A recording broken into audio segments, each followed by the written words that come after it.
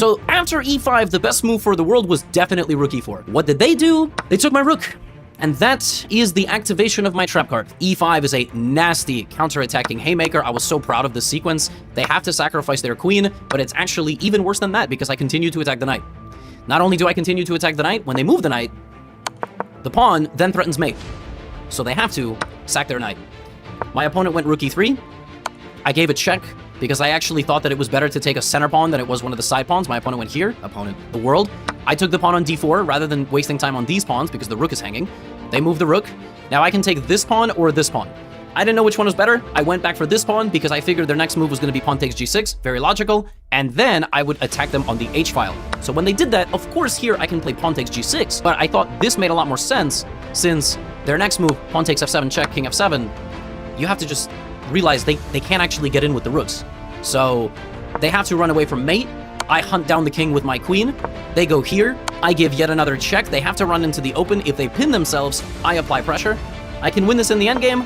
I gave another check, and now the simple solution here, by far, is to take the rook, win some more pawns, then you can even sack the queen for the rook because you will have so many extra pawns, queen, and win. And I very proudly here calculated for about 5 minutes and realized this is the best move.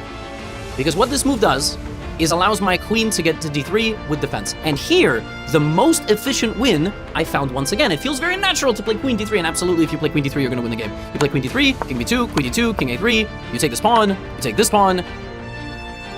And I was like, I gotta show off a little bit. So I calculated the most efficient way is to not block my rook. I want my rook to d2, so I gave this check. Because now I threaten both pawns, and when the king continues running, now I get my rook in like this. So either my queen and rook will connect on the second rank, or when the king runs out over here, he will be met with a punch to the liver and will be brutally checkmated. And I played that. I played queen f5. I mean, this sequence was very fun to calculate. King a3, queen c5. Notice, the rooks didn't even participate. Queen c5, and now either the world would go king a4 and get mated in one, or in this case, pawn to b4, and after queen to c3 check, the king's only move is king a4, and we play rook takes a2, check, and mate.